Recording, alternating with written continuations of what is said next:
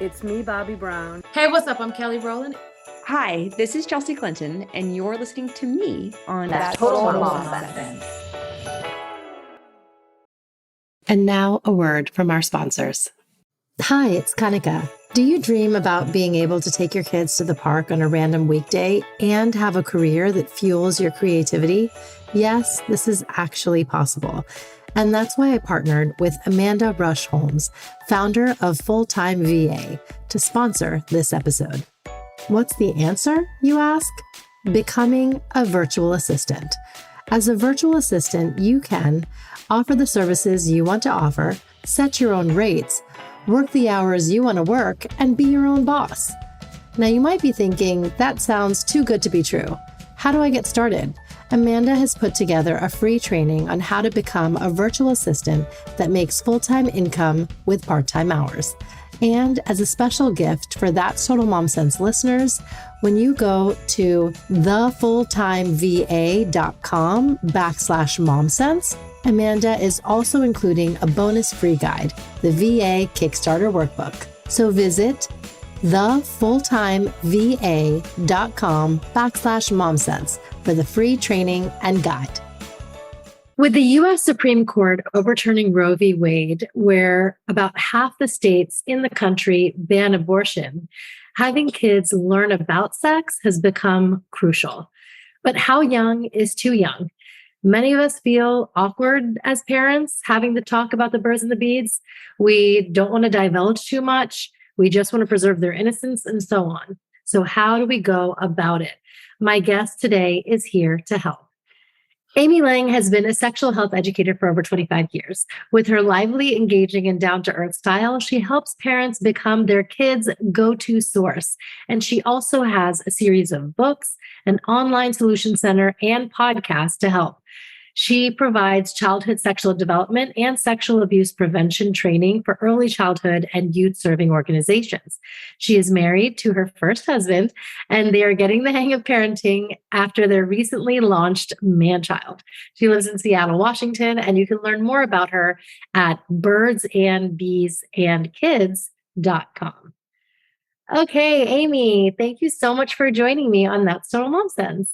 Yeah, my pleasure. And thank you for pointing out that abortion thing has made this so much more important. I mean, it's always been important, but more important than it's ever been. How did you get into this line of work? So I had been doing just general sexual health education for over 16 years. So I was doing pregnancy, abortion, birth control counseling, STI counseling, loved it. It was my hobby and assumed that I was going to be a total rock star at the talks when I had kids. And when my son Milo was about 5, he was getting ready for a bath and he grabbed his penis and he said, "Hey, mama, did you know?" And I stood there and I thought, please do not tell me it feels good to touch your penis because I got nothing. Right? Oh my God, that just makes me. So I was good. I poker faced and I said, "What?" And he said, "I can see the veins in there where the blood goes." And I said, "Excellent, get in the bathtub." Yeah. That was my moment where I realized that I was not going to be good at this. So I started doing some research for, our family to figure this out. And then as I was doing that, I realized that I could probably help other parents have these conversations with their kids. And so the other part of my background is that I have a master's degree in applied behavioral science, and my focus was in group facilitation and adult education. So I just combined my two favorite things, and here we are. Abortion has been banned across 20 plus states in our country. Have you found that sex ed has become even more in demand in schools? Yeah, it seems to be that I'm getting more emails of people reaching out and saying, we've got to do better. We need more. They're not necessarily connecting it back to the abortion situation, but it's more top of mind. And parents realize that this is not going to be an easy option. Not that it's ever particularly easy, but it's more and more important that kids are able to protect themselves from pregnancy, unintended pregnancy, and just to be more educated. And so it's good news, bad news, right? Yes, yes. And I mean, in my home state of New Jersey, I know that they start the curriculum really young. It's as young as elementary school, like younger than 5th grade that they're learning sex ed. What's your take on that? Is that too young? No. So we know that in the states that have comprehensive sexuality education starting in kindergarten, I'll explain what they do in kindergarten in just a second. Those kids do better. Their pregnancy rates, STI, HIV rates are considerably lower than states that are just trotting out puberty education in 5th grade and then throwing something at them in 8th grade and then something senior year. The comprehensive piece is something that has gotten this stupidly bad rap. Parents don't understand like what that means and the impact of it. So in kindergarten, they're learning about bodies and boundaries and friendships and families. They're not learning. I mean, they're not learning about S&M. Like there's all these awful rumors. Right. And then by the time they get to 4th or 5th grade, they're looking at reproduction and puberty and more about relationships and healthy relationships and consent. So by the time they get into high school, they're talking about just about everything. And this needs to happen because lots of families, lots of parents don't talk with their kids or are in the one and done mode. And we know just all you have to do is look at like Alabama and Mississippi and Louisiana. They have terrible sex ed, abstinence-based, does not work. Everybody does it. Everybody's done something sexual by the time they're 19. So if abstinence education worked, they would have the lowest teen pregnancy rates, right? They have the highest. So sometimes parents are like, oh no, it's too much. It's not too much. It's great in terms of like a supplemental to what's happening at home. And again, those kids who don't have access to the kind of sex education that you and I can provide with our kids, the kids need this. I think what's scary is giving them too much information so that they get a little experimentative. And on the flip side, having information could very well prevent child sexual abuse and molestation and that kind of thing because they know what good touch, bad touch is more than just that. The idea that by kids who are sex educated, like know all the things, have open communication in their families, have that information, are really prepared for this part of life, they tend to wait, not a ton, 6 months. And when they do decide to have penis and vagina sex, they do it safely. They use birth control. They with consent, and they understand that better. They're more confident in their sexuality and in their decision making. So this idea that it's going to encourage them to experiment that's not a thing because in terms of sexual development, they experiment. It's part of learning it's part of our sexuality. And, just like our intellect and our social skills develop over time, so does our sexuality. And so one of the reasons like my philosophy is the way it is that when I started researching, how do we do this? When should we start and all that? I was like, okay, what country? I didn't know, right? Like what country is doing the best? It's the Netherlands. They have the lowest teen pregnancy. They have the best sexual health outcomes for their adolescents. And they have comprehensive sexuality education starting in kindergarten. There's no not knowing, and they are way, way healthier. And if we look at sexuality education and our sexuality as a health and safety issue, then that for me was like, okay, this is about my child's health and safety. Which leads me to your comment, which is absolutely correct about reducing the incidence of sexual abuse, empowering kids to make healthier, safer decisions, knowing, the difference between safe touch and unsafe touch, being able to say, hey, this happened to me, and know they can trust their parent to say, hey, I'll get you help, right? We need to just admit that our kids need this information. And the easiest way to just understand this is just look at your own experience. How were you prepared? No, I mean, I culturally coming from, an Indian heritage, it's still taboo. I still can't talk about that kind of thing with my parents, and I'm 40. There is a case a friend of mine told me about. So that happened at her school in central New Jersey, where a 13-year-old boy got a 9-year-old girl pregnant.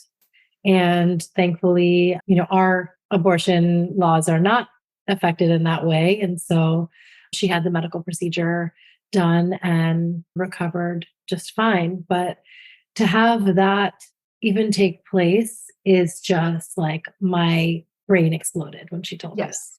That incident is incredibly, incredibly rare. And that has nothing to do with sex education. And so, a 9-year-old being able to get pregnant is very, very rare. If she's menstruating by then. Yes, she can. And she should know, right? And she should know that it's not okay or safe for kids to do that kind of stuff. Yeah, exactly. And, and we don't know the relationship. Usually the children have some kind of relationship. So sibling, cousin, close friend of the family. And, that is horrifying to me, but I don't want anybody listening to this to think that that is something that's going to happen to your child. It is just not. Right. It's right. not. Yeah. And maybe it was, who knows? Did she know too much? Did she know too little? No, she did not. Stop. Sorry. She did not know too much. That's not a thing. Okay. Like the only place that kids get too much information is through porn exposure. So if I had to guess, that 13-year-old was watching porn and then took it on to do that to that child. Now we don't know, right? So the thing that is really messing with kids in terms of that sort of behavior is porn exposure. And I think that's how you do sex. It can be traumatizing to see it. Kids can get addicted to it. And it's a terrible, terrible thing. So that is too much information. And that is absolutely not safe for kids. And it's messing them up. And it is super sad. And it pisses me off. So I'm sorry for getting intense with you, but I just, we've talked before. I just want you to trust me when I tell you that it is almost impossible for parents to give their kids too much information because we didn't get enough. We don't know what we're doing. I see your point. And I think why it's really imperative that parents have this talk period and early on is because the exposure is so available and pervasive. All it takes is looking at something on your phone or when they're using their tablets and they're on YouTube. And sure, you can put the sensors in place and all of that, but the parent should be the ones kind of informing them and giving them the lay of the land, because kids are not going to be rummaging under their parents' bed or, drawers to find a porn magazine that doesn't really exist anymore. Everything is digital and they know how to access and swipe and all of that from age 2. Which is not good. So let me just talk a little bit. We haven't talked about when and how to have the conversations. Yeah. And I think that will be helpful because first of all, this is not a one and doneer. It's multiple short conversations throughout the years. So you don't have to sit your kid down and say, all right, here are the facts of life. That's not a thing. We don't do that anymore. And if you think about your general parenting life, you don't park your child down and say, okay, this is how we have manners at dinner. And so you're going to do this and this and this and this and this. We don't spend half an hour lecturing, generally speaking. Of course, sometimes we do. So that's the first thing. It's short and sweet conversations throughout the years. I am a super fan of books, and books are your friend. You can't know everything, right? And the lovely thing about reading books with your kids is A, this is already a normal part of your family life, right? And B, the attention's on the book, not on you and your sweaty upper lip and your glass of wine or whatever, right? So the other thing too is I keep saying this, but you need to think about this in terms of preparing your child for this part of life instead of trying to get them to not do stuff. Because everybody does something with whose last name is sex by the time they're about 19. That's what all the studies show. If you're thinking about this in terms of preparing your child for one of the biggest things we do in our lives, we don't do anything bigger than this in my mind. It's about our bodies, our hearts, our minds, our souls, our spirits, right? It's about everything. And so if we're not giving our kids the gift of this information, they're going to struggle just like we did, right? I didn't want my kid, he's cooked. I don't want my kid to have the experience that I did, right? I want him to feel really comfortable and confident, right? So if you can kind of switch your mind around to that. And then the other thing that everybody wants to know is how old should they be when they basically learn about the penis and vagina thing, right? How babies are made. And this may be surprising and feel uncomfortable, but there are good reasons for it. So the ideal age to get that out of the way is about 5. Here's why. So if you think Yes. about 5-year-olds, they are super curious. They're open. They don't know what we know. So they don't come into this conversation with any kind of baggage like we do. Like we don't know they don't know there's anything fabulous about sex. They don't know if there's anything crappy, right? I think about them as an empty vessel. And they're also starting kindergarten where they're hanging out with kids who've been swiping left since they were 2 years old. And so they have lots more information. They talk to each other. Like I had a mom call me, a friend of Milo's call me when they were in about second grade. And she said, Amy, last night, Olivia stood in front of the television and announced, I know what sex is. Wow. And they hadn't talked to her. And she said, what? And she said, it's when you kiss with tongues. And they said, great, thanks. Where'd you hear that? Fourth grade girl on the playground. Yeah. Right. So misinformation is happening. I mean, kissing with tongues can be part of sex, right? So the other reason to start sooner rather than later is that you are establishing yourself as that go-to person. And you're also establishing that we talk about this in our family. This is a normal part of our family life. And, as they get older, they may not like it, but who cares? They're not in charge of this. They're not in charge at all. Right. We are. You are. Yeah. And I think that, I know people get like, oh, 5, too young, but that's because we're projecting, right? Mm-hmm. You know what sex is. You have your sexual history and you look at your kid and you're like, oh my God, TMI, right?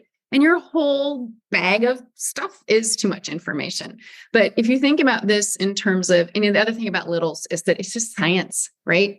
Yes. Sperm, egg, penis, vagina, usual way, feels good to grown-up bodies, not for kids. So if you became pregnant or they came to be through IVF, tell them. They don't know if you agonize or if this is trouble for you or whatever. They don't know that. So that's the other joy of talking with young kids sooner rather than later. It's just science and information to them. They don't attach what we attach to it. And I promise you, if you tell your 5 or 6-year-old, this is the usual way babies are made, bodies close, agree together, agree to do this, penis goes in vagina. The standard response is, are you ready? Oh, weird, gross.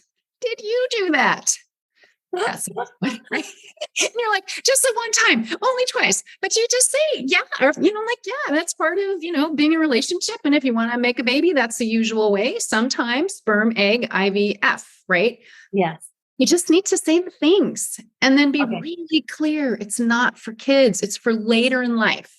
So you hear my language, right? I'm not saying for adults because that's pants on fire lying. It's for later in life. Because teenagers have sex. And if in your family, you believe that people should wait until they have sex or wait until they're 28, which would be perfect, but nobody does that. If that's what you say, it's like in our family, we believe you should wait until you're in a loving, committed relationship, until you're married, until you're a grown-up. And then you have to add the here's why, because you need to be adults and can make clear decisions and understand how all this works. And then you just say, we'll be talking about it a lot. So you're ready for this part of life. Right. Can you do some role play really briefly on how you break it down to a science to a 5-year-old? So again, books. So that's really the first thing. That's awesome. If you're in the car and they're like, hey, how is a baby made? Or you see a pregnant person and they're like, how did the baby get in there? And so 2 things. You can say, great question. Thanks for asking. How do you think the baby got in there? Because you're going to data gather, right? And they may say what you don't want to hear, right? And so that also gives you time to kind of gather yourself. So you can do 2 things. You can say, you know what? I need to think about how to answer your question and put them off. Or you can say, okay, here's how this works. So first of all, this is not for kids, right? It's for grown-ups. And so when somebody wants to make a baby, usually what happens is that then, and again, they agree to do this, is that their bodies get really close together. This is something that feels good to them and they agree to do. So we're like pushing on consent, right? They agree to do. And the person with the penis can go inside the other person's body into the vagina. There's some rubbing that happens. And then the man has something called sperm, and that sperm gets put into the vagina. And then there's the sperm is tiny. In the woman, there's a tiny little egg, and and that's what grows into the baby. They go into the uterus and it grows into a baby. It takes 10 months, and then the mom's body can push the baby out through the vagina. Not recommended, but whatever. Can go into that, right? It can be painful, but it's really cool that the body can do this. And then if C-section, if that happened to you, that's it. Now, again, I like books because then you don't have to say all those things, but you can say penis, vagina, sperm, egg, uterus, boom. And use them as the terms. I mean, up till now, many of my friends and I use like the, cutesy Hindi. That's what we speak at home term for it. Yeah. So I should change that, right? Yeah. So you should use in both languages the correct terms. And if you have been using the cutesy terms, then just say, you know what? You're old enough now to know that that's actually called your penis. Okay. And this is actually called your vulva. And then do both languages. And then when you talk about those parts of their body, you need to use the correct terms. So once you feel like they know what's going on, like they got it, then go back to slang. I mean, once Milo, he knew what body parts were from the time he was little. So I don't think I've said the word penis to him in years and years and years. I say junk, business, down there. I use all the slang because it makes it more lighthearted. And I know he knows, right? Yes. I know he knows. And they're really good books for body parts. So again, I love the book. It's so amazing. And also it's Not the Stork are great because you can look at the pictures and say, here is the male body and look at all these parts. And then here's the female body and look at all these parts. And again, they're not coming into this with any kind of trouble, right? Mm-hmm. It's just science and information to them. Right. So love that you had some book recommendations. Any other resources that we should use to... Yeah. So I have, if I may, I have something called the Birds and Bees Solution Center, and it is full of videos about how to have the conversations, like specifics, more than what I'm doing now, what they need to know by each age and stage. So tips and tricks, and then specific videos. Like I think there are 3 about porn and online safety. There are classes on puberty and all kinds of things. And a couple of things that come along with that are monthly. On Wednesdays, I called it Hump Day half hour. And I put a little bit at the top about like masturbation. And then it's just open Q&A. And then I do special topic webinars. So I'm doing one on tough topics coming up, like how to talk about abortion and rape and yucky stuff, because you got to do that. Yes, it's true. How do you talk to tweens? Because it's a totally different conversation by them. Yeah. The good news about tweens is that you can really because part of the problem is that there's a shorter amount of time to get them where they should be. So by the time they're about 12, they should know the basics of everything. Mm-hmm.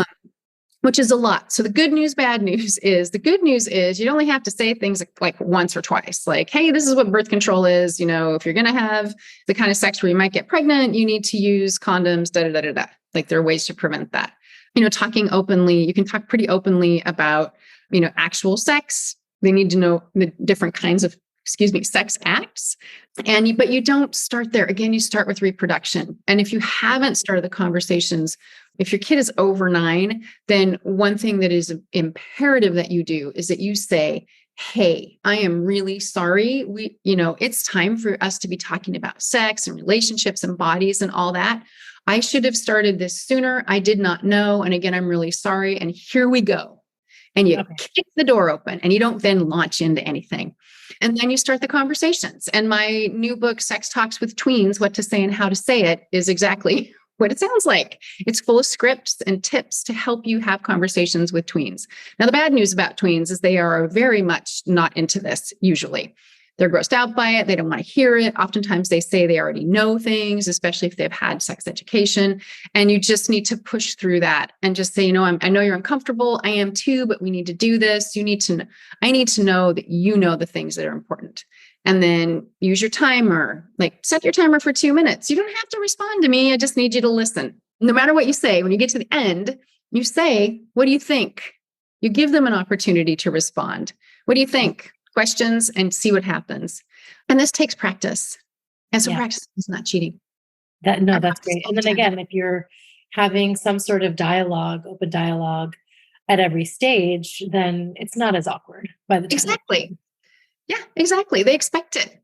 Yeah, exactly. Don't like it. We don't care. Right. Eat your broccoli. Same thing. Yes. On to just masturbation. is there too much? And like, how do we talk to boys about that? So first of all, young kids figure out it feels good to touch their privates, sometimes from birth, right? The clitoris's only job is pleasure. Penises feel good to touch them. And so kids will figure that out. And so with young kids, I don't call it masturbation because it just sounds so grown-up-y to me, right? So I say self-pleasure, and they're doing it because of that. It feels good. It's also, they've had a long day. Hand goes down the pants. They're bored in the grocery store. Hand goes down the pants. Usually there's a pattern, like it's before bedtime, when they're stressed out, at nap time. You can see that pattern. And so with a young child, if they just do it all the time, then there's something going on. Oftentimes it's just anxiety. It could be something else. So when your kiddo is doing that, you just need to say to them, hey, you know what? I know that feels good. And this is Amy's value. And it's totally fine for you to touch your privates, but that's something you need to do when you're alone in your bedroom or the bathroom. People feel uncomfortable when they see someone touching their privates. They'll say, why? And you'll say, because that's the way it is. And everybody masturbates. Like, it doesn't matter. Penis havers, it's easier because, there it is. But everybody should know that like the clitoris job is to feel good. And if this is not in your family value system, just be very, very careful if you redirect your kids' behavior. Don't shame them. Don't yell at them. Don't make them feel bad. Just say, hey, it's not okay to touch your privates and let's go wash hands. All right. They're going to do what they're going to do. Like, you can't, right? But so the most important thing is that you're kind to them. I wanted to touch on trauma and molestation, sexual abuse, rape. I mean, I think one, really marquee case comes to mind, Larry Nassar and the national gymnastics team. The fact that there were hundreds of young girls who had been sexually abused for more than half their lives, some of them, from age, 8 or 9 through like when they actually competed in the Olympic Games in their teens and early 20s, is gut-wrenching. And, their testimonies, and that's what I always come back to. And then I think these parents were so unassuming. And then, of course, they weren't set up to be with their children when they were getting PT or what have you. They had to sign consent forms where they were actually kept out of the clinics and out of the basement where he was, or hotel room, or wherever the hell he did this stuff. So how can we advocate for our kids so that they're not put in those situations? Yeah. Thank you. Yeah. He's the devil. Yeah. He is the devil. So a couple things. So first of all, if your child knows from an early age that no one should touch their privates unless they need help. So if there's something going on, they're itchy, et cetera, they should also know that every adult knows that. The problem with Larry is that he was able to say this is part of our treatment. So the girls didn't know. So and he was a doctor. So when you trustworthy, doctor, police officer, things like that, you're, and the person's uncle, you just usually known. Right? Usually known to the family. The girls, some of the girls tried to tell, and the parents were like, never do that.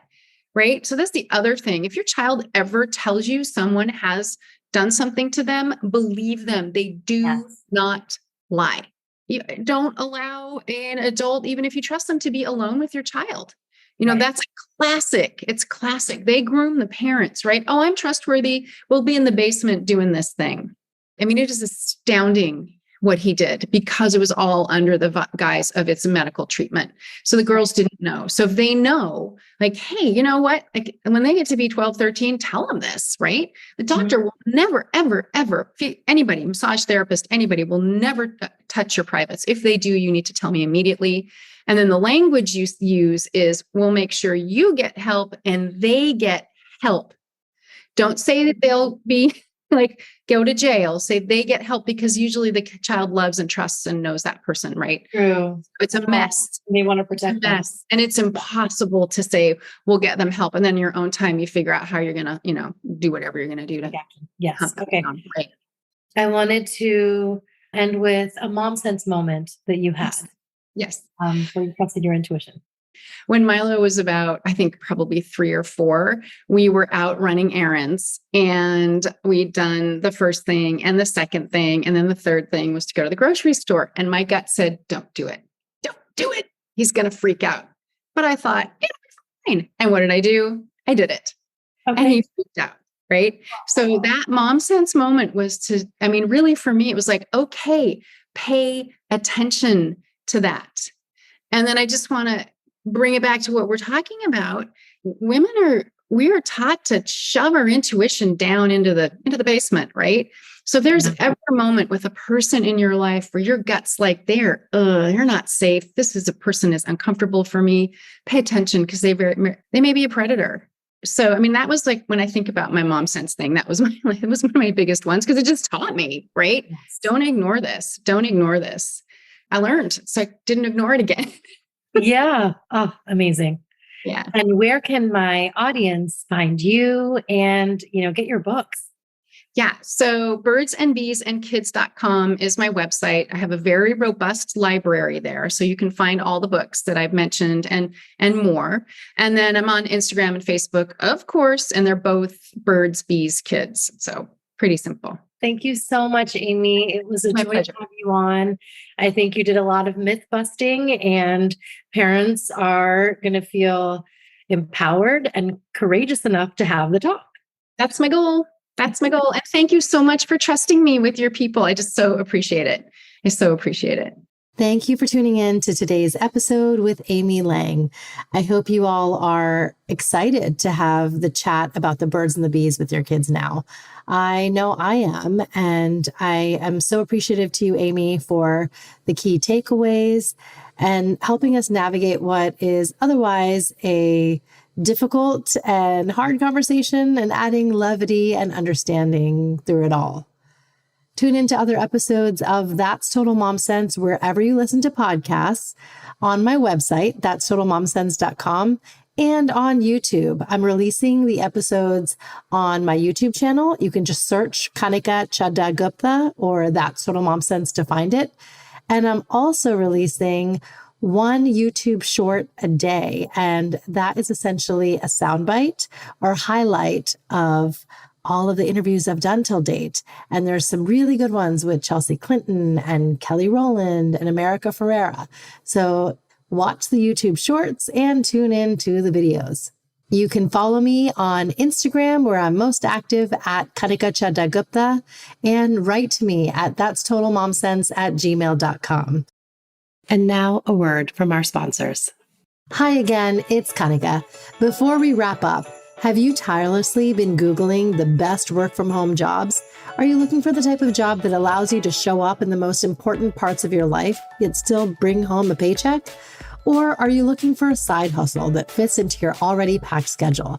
You might even have exhausted a search or 10 on Google, Instagram, and random mom groups trying to find a work from home job, one that pays well, offers flexibility, and won't bore you out of your mind.